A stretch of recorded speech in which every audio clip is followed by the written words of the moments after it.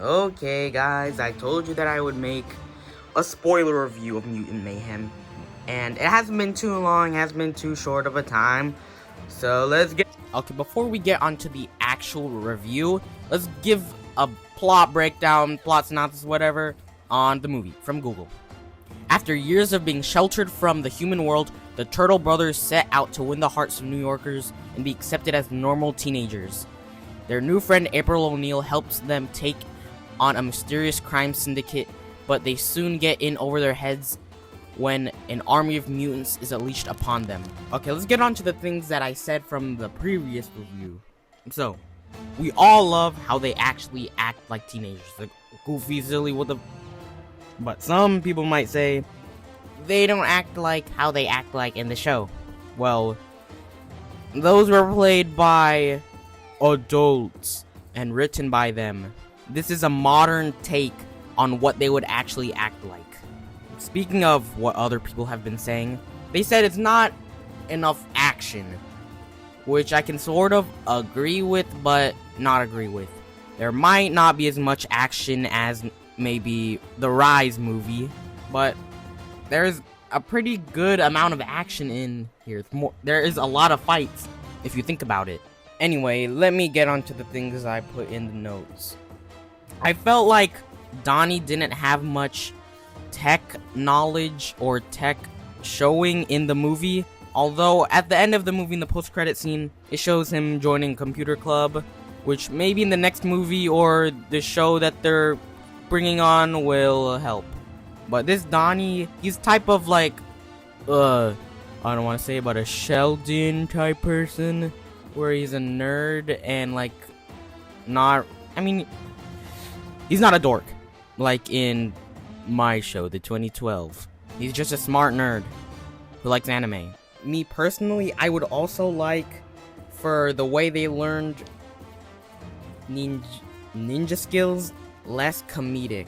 Sure, it's funny, but they're telling me they learned all that from YouTube. I would like more of the Hamato stuff. And also, Mikey wasn't really that big a part of the movie, but they made up for that just a little bit. Like, when we're not being accepted or we feel like we're not a part of the world at the beginning of the movie, after we watch a movie, Mikey is the only one who seems a little bit more down, more innocent, you can say.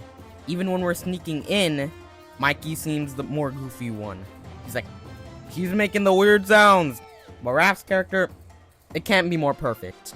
He's the most aggressive, the meanest, but he's not a complete jerk. He's obviously the widest, as you can see in the baby portion of the movie. Anyway, enough with Raph, on to me, or the Mutant Mayhem version of me. In the movie, I seem the most studious. I don't want to be late to go back to home, and I always want to follow Splinter's orders. And when it comes to saving people, I'm the most confident. Like, for example, at the end of the movie when we're fighting Super Duper Fly, I'm the only one, or one of the only ones, to say we have to save New York. And also, I am the one who has sympathy when we find out April is cute girl. Since I'm a simp in this movie, I get mad at Raph for calling April cute girl.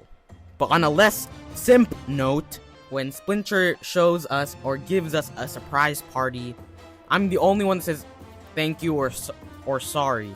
And I'm still the most skillful out of all of them. Beat it! Anyway, it shows it in the final battle, when all of us get obliterated by a car or cars that Superfly threw. I'm the one who is undamaged. Everyone is beaten up, but I'm the one holding my swords and like saying, we gotta fight him. And now that I think about it, Superfly, the villain, is actually kind of scary, especially shown in that bowling alley area where he's talking about killing all the humans. That was a big threat.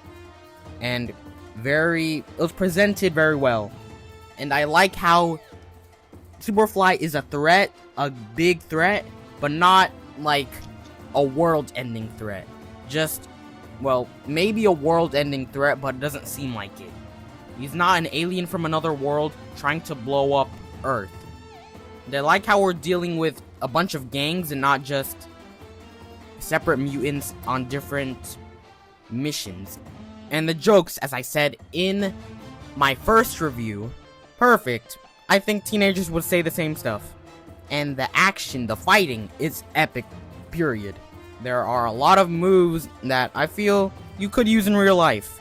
Like this one on screen. And, as I said in the last review, the celebrity cast is good because I thought it would be convoluted like Spider-Man 3. I don't know why I'm saying that, but I thought that all of them individually would be fighting turtles. But they didn't. Nintendo, take some notes. Sonic's been telling me to say that to you guys.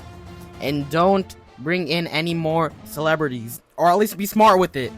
Anyway, let's get on to theories. At the end of the movie, they show Shredder. Just gotta say that real quick. And he's called up by Cynthia Utrom, who's milking us at the end of the movie. Anyway, milking our blood. Okay, anyway, I think that they're going to do Utrom Shredder. Because the person who calls him up is Cynthia Utrom. I think she's an Utrom or a Krang. And that's how she knows Shredder. If you don't know, Utrom Shredder is a thing in the 2003 show. I'll show it up on screen right now. Anyway, that's about it for my spoiler review, and let's get on to the scoring. So now that I think about it, there's little flaws in the movie that can be improved later on. But my overall score is a 9.7 out of 10. I guess that's it, and